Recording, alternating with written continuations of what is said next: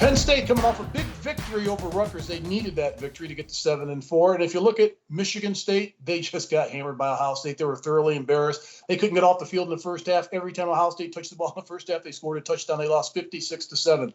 If you look at Penn State's offense, we're going to find out about not only their offense and Sean Clifford if he's available to go in this game, which is a question mark, but Penn State was hit with a big flu outbreak last week, and I wonder how many players are still recovering from that. Thank God it's not COVID, it's a flu outbreak, and everybody's healthy there. But they're traveling to Michigan State. Michigan State's 9-2, very disappointing loss last week. Kenneth Walker III couldn't get going. When they get him going early in games, that's when they have success. But once they get behind a couple scores, they've got to throw the football, and they're just not built that way offensively to score a lot of points. They need to run the ball and run the ball effectively. I think this will be a close game. Penn State's favored by a point in this game. If Sean Clifford is healthy and plays, and Penn State's over the flu bug, I like Penn State, even though they've got 2 more losses than Michigan State, because I think they can get ahead in this game early. And if they do, Penn State will hold on to win 24-21.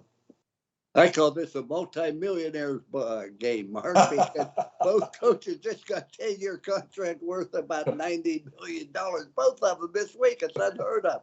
I love Penn State.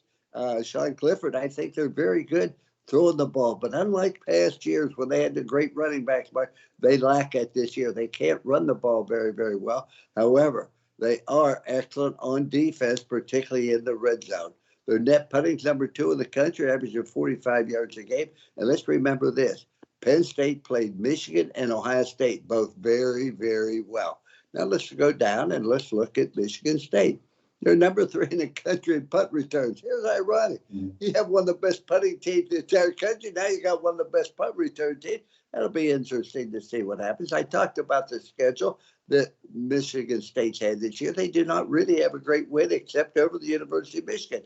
You can't be real impressed with Northwestern, Youngstown State, Miami of Florida, Western Kentucky, Rutgers, Indiana, Maryland. That's who their wins are. I agree with you that Walker is outstanding. And you look at Thorne.